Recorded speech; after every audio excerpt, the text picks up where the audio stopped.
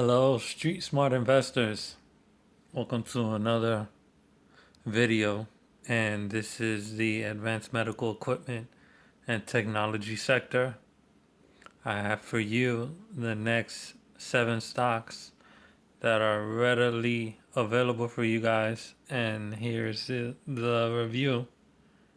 First I have up is number 57, Trhc at $55.98. Market cap is 1.29 billion.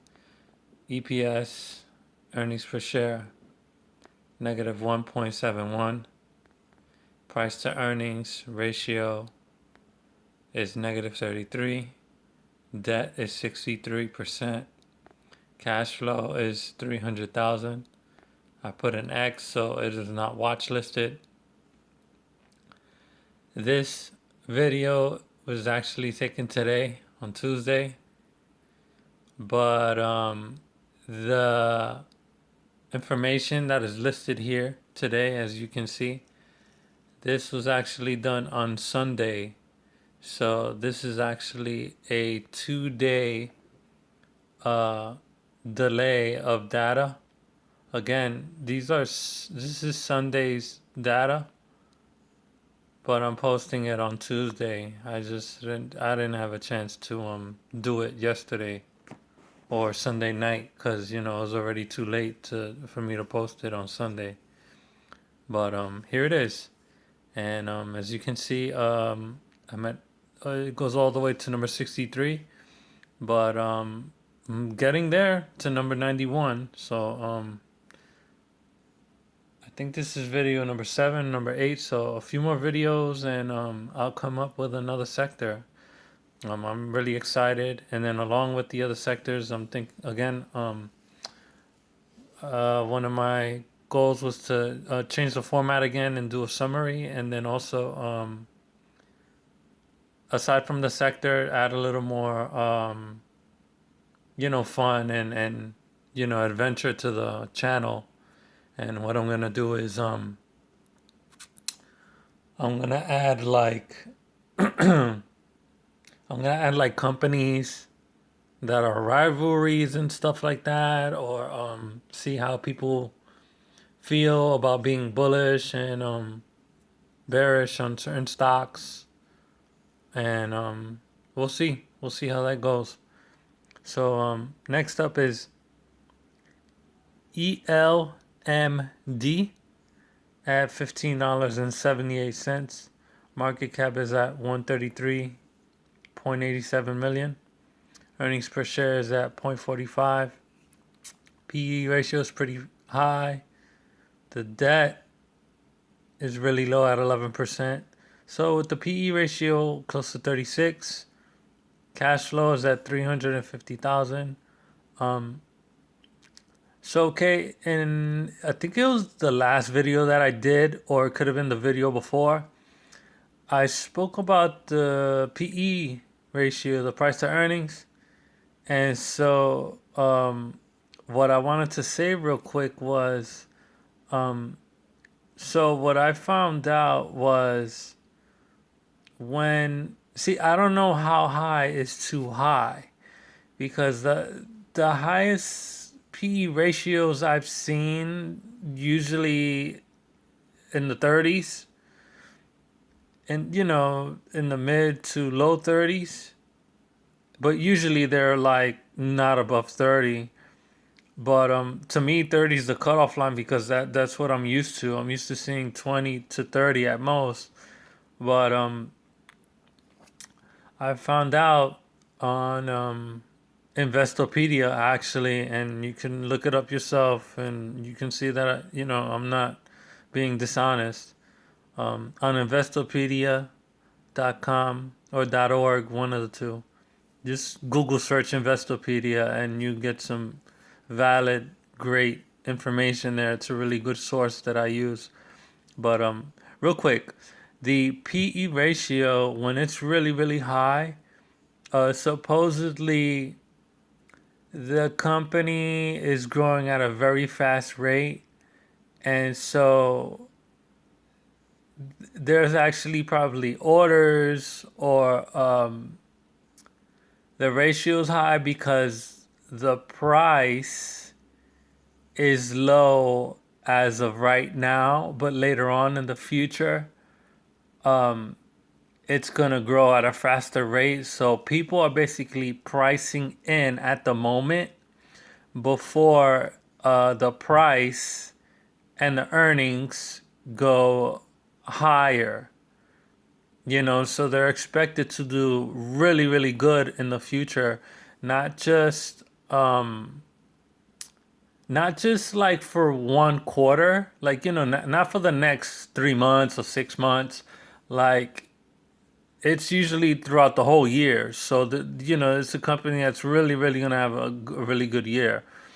Now, as for each number, like let's say if the PE ratio for ELMD was like, I don't know, let's say if it was 100 or something like that, I don't know how fast the company would grow, or I can't determine a price. I just know it's gonna grow at a really fast rate. I haven't seen a formula for it though. If I do come across some more information, or if anybody knows more information as to why a PE ratio is so high, like I'm talking about like something ridiculous like a 50 PE ratio or higher, please let me know or comment in the channel, because I would sure like to know. And even if it is that high, how long will that PE ratio be that high? There's no determining factor as to say, or to see, or to prove, or to look into how long it would be, the lifespan of that PE ratio, because I don't know, it's just hard to determine a really good company that's growing at a fast rate and how long they would stay that good. So, it's all a matter of time. So, anyhow, next up is Ntus. It's at $20.89. Market cap is at 706 million. Earnings per share is at 0.31. PE ratio, you see another one with a PE ratio over like 30 or the high 20s. PE ratio is at 67. Debt is at 38.5. Cash flow is 6.5 million. You definitely have a lot of cash flow. Even for a small market cap, that's a lot of cash flow. I think, I mean, without me even if I didn't know the PE ratio, again, let alone the market cap this high with a cash flow that size, I mean, that's, you could basically, what I'm looking at is dividing the cash flow into the market cap and getting a percentage off of that. And then again, the debt is not that bad at 38%. So the price is only $20, give or take, on any given week. Well, for this week, I mean. But yeah, just with the PE alone, looks like they're gonna go pretty fast. But what I can say is I'll see if they beat the earnings last quarter. If they are beating earnings by a lot, I think one factor for me, now that I'm looking at it, the numbers, really good numbers like that, is the cash flow. And they're beating earnings, they're exceeding earnings. So basically when analysts or Wall Street, they give their estimates, so they give them targets to beat. And when they set the targets each quarter, if they're exceeding those expectations, my assumption would be that's why the PE ratios are so high. And then another thing too is that for a small company, obviously, you're not gonna see large companies with like 50 billion market cap companies that are doing like 50 PE ratios. So definitely the smaller the company, it's more likely for you to see a high PE ratio. That's for one thing. So number two, so number one is market cap, very small market cap. Number two, the price. And number three, are they consistently beating targets and exceeding those targets? So those are the three factors that I'm definitely gonna look into, and I'm pretty sure that's what it is. So yeah, it's gonna be fun to look at that. Next up is PKI number 60 at $110.37. Market cap is 12.29 billion. Earnings per share is at 2.04. PE ratio is at 54.91. Debt is at 56.77. Cash flow is at 30 mil. So really good numbers they have, and a